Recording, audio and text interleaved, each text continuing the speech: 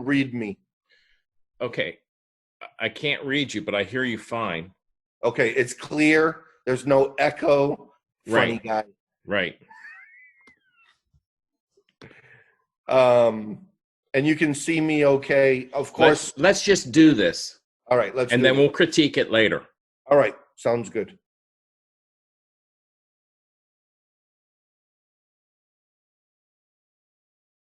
Okay, so this is Problem Solved, Episode 1, Session 1. Yep. I'm calling this What You Can't See Is Affecting You. I'm Okay. here with Kevin Harding. He's the owner of Hands of Support. They're an MSP in the Washington, D.C. area. Kevin, you called me on February 18th, I believe it was. Tell me a little bit about what you found. So I called you on February 18th, and I think at that moment, I found a remote attacker using my computer. I could actually see him moving the mouse, and I got really disturbed by his movement. Why? Was his movement too fast for you, or you just weren't expecting him to be inside your computer?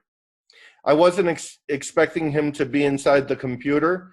And what really got me disturbed was the moment that he accessed my computer through remote monitoring and management, through a tool that I use. He went to the Chrome browser and went to settings and then went to passwords. So I immediately tried to shut off the computer. Okay, so that's really important to know.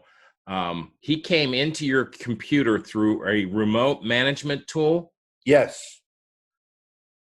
And do you think that he came into your computer from one of your clients, or did he come in directly from your computer?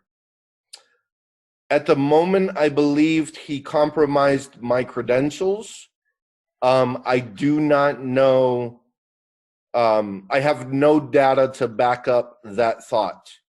But you know that he observed your remote monitoring and management tool, and he was interested in that as well. Yes. A long time ago, I have multiple computers on my network in my home office. Okay. And I witnessed the remote monitoring and management tool connected to another computer, but I didn't think anything of it. So this is an activity that you've seen before in the past, right? I've never seen a tool that I was using get compromised by an attacker. Oh, I thought you said you saw this before. Yes, I seen it before the February date, and I seen it, and after doing more investigation, an investigation, probably way back in December of 2019. Okay. They had compromised. Which I have no idea who the attacker is, compromised my social media Twitter account. Well, that's not a good day either, is it? No, not at all. Especially when they've compromised.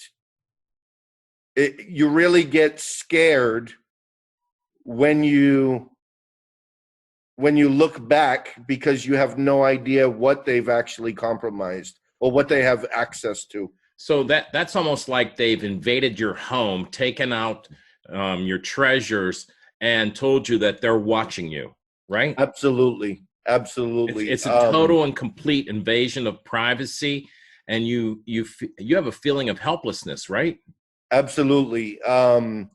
When I started thinking along the lines of you leave the house every day, you set the alarm, you lock the door, right? But you have no idea what is inside of your home.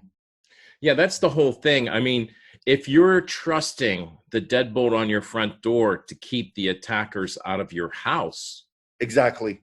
and they use the back second floor bathroom window, which is always unlocked and open, with the ladder in your backyard, how do you know that they haven't done that, right? Exactly. And to make it more personal, Yeah. we've seen people compromise Ring devices or video doorbells or things of that nature. And now you have the attacker speaking to your children. Oh, yeah. That's happened on baby monitors, on webcams, and the whole 9 yards. So Yes. this activity you actually observed firsthand, and nothing else in your network tipped you off that there was a problem, right? There was no slowdowns or people couldn't connect to devices or anything like that. Is that true? Nope. I did not. Yes, it's absolutely true. I didn't witness any slowdowns.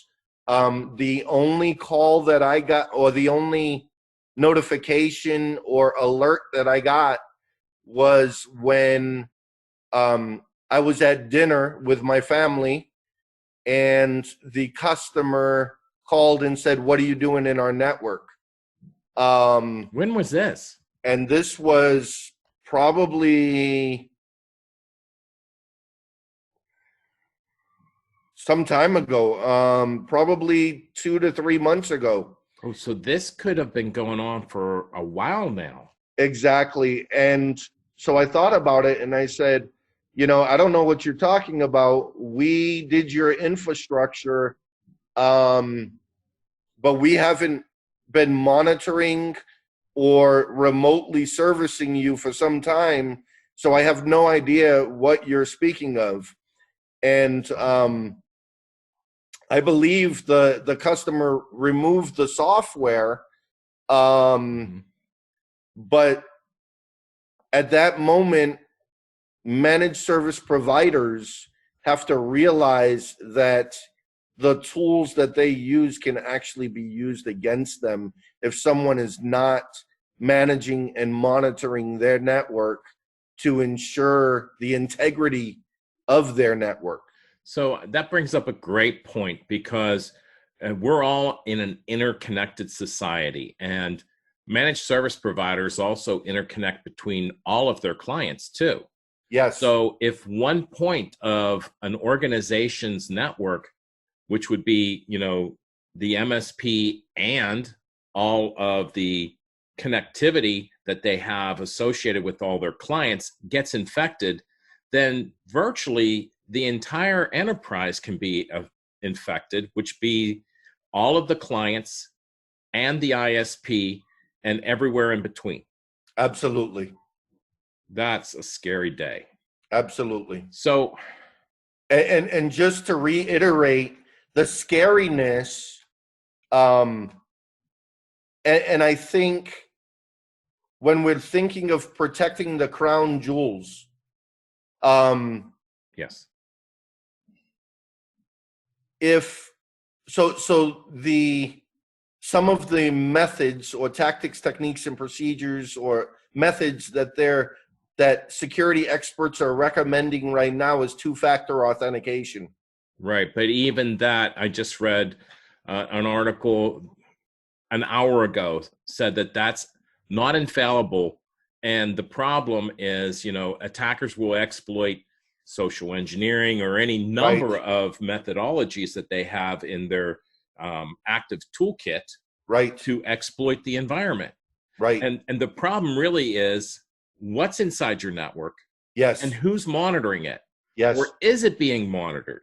A Yes. lot of what we see are environments that aren't monitored at all. Yeah. So tell me a little bit about what happened. Stop. Let's cut to phase 2. Phase 2 is you got ItSafe and you installed ItSafe into your network. Yes. What was discovered? There was a myriad of countries that had persistent connections that I had no idea that my computers were talking to. Wait a second. So back up, a persistent connection, because a lot of our audience, they're not really the geeks that we are. They Yes. don't speak geek. Yes. But tell your CEO, what is a persistent connection? A persistent connection is, if I use the analogy of water, Sure. I think you have to dig a channel in order for the water to flow. Okay. And I want to use that analogy because the computer has dug the channel so that in this case, the data can flow, and no one is closing that channel. Once the computer makes a connection to the other end, if it's not closed, then it will always be open, and data can flow from your computer to the destination, or the destination can flow to your computer. Okay. That's a good analogy. I was thinking of something different. How about a bank? Yes. You know, Brinks brings in the money to the bank in the front door. Mm-hmm. The bad actors, cyber criminals, or whoever is at the back door, and they're taking out the money just as fast as Brinks can bring the money into the bank. Yes. That's persistent because they're there all the time watching what's going on and getting the money out, the data, which is their money, that's their form of currency, without being detected. Yes. And it's always happening. That's what makes it persistent, right? Yes. So when the bank closes in the morning, when it reopens, their connection starts again. Or if it's in the computer and the computer's powered off, as soon as the computer's powered back on again, a persistent connection restarts with the attackers so that they have direct access to the computer. Yes. Okay, that's great. No, And that's not great. the other thing that I found Yeah. is commercial off-the-shelf devices. Okay. Whether you buy it at a big box store such as Best Buy, or you buy it from Cisco or Linksys or Netgear or whatever, a small office, home office product, Right. out of the box is not configured properly.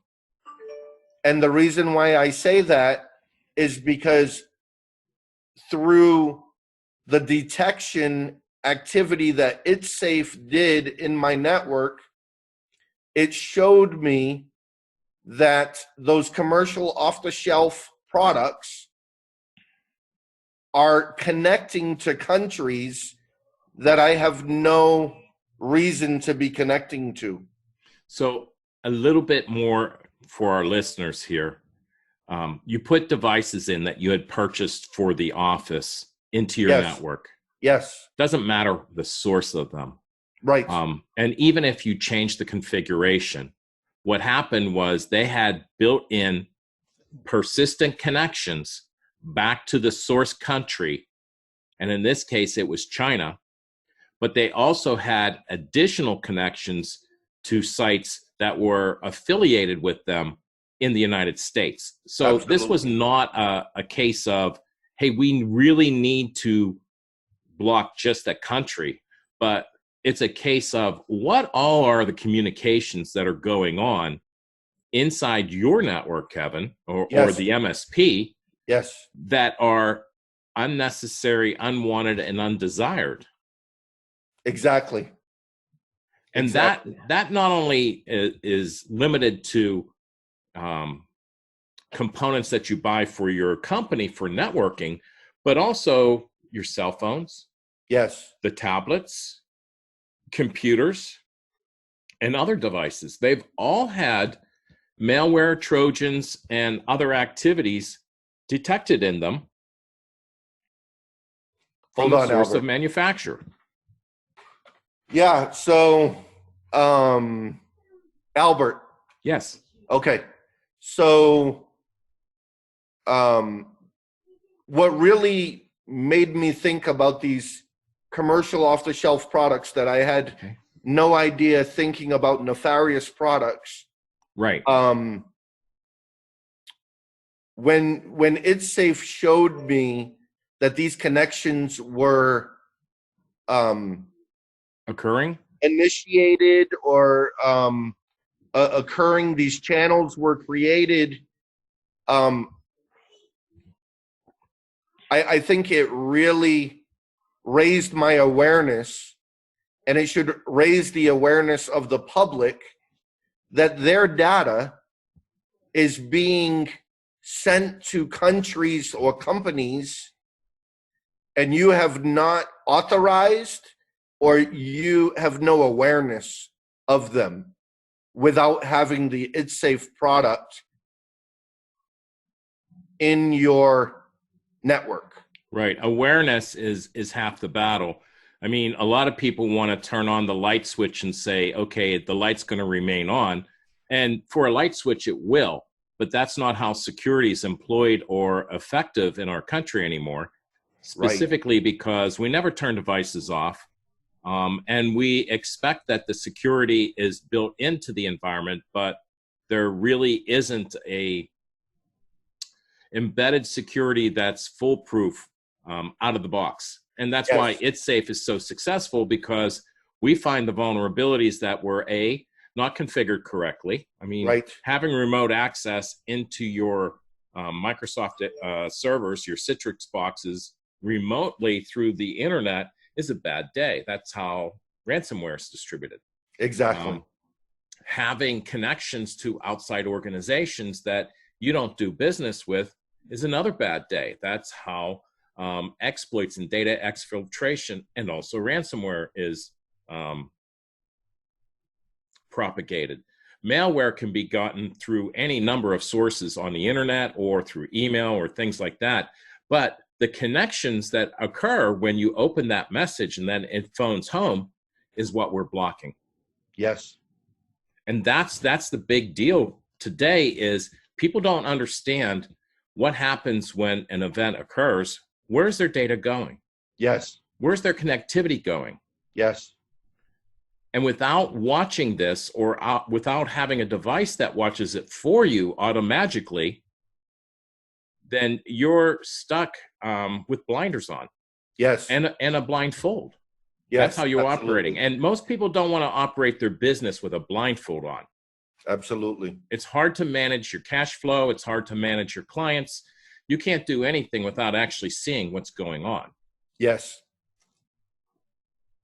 So in our next episode, I understand you had a call and we're going to have to leave here. But in our next episode, we'll find out more about what happened when It's Safe was put into the network, what solutions it solved, and potentially what risks you found when It's Safe was installed, if any. Yes. And here's a sneak peek, but I think we reduced the number of foreign countries inside the environment from 28 to 0. That's amazing. All right. Until next time, my name's Albert Whale. My guest today is Kevin Harding, and this is Problem Solved. Thank you.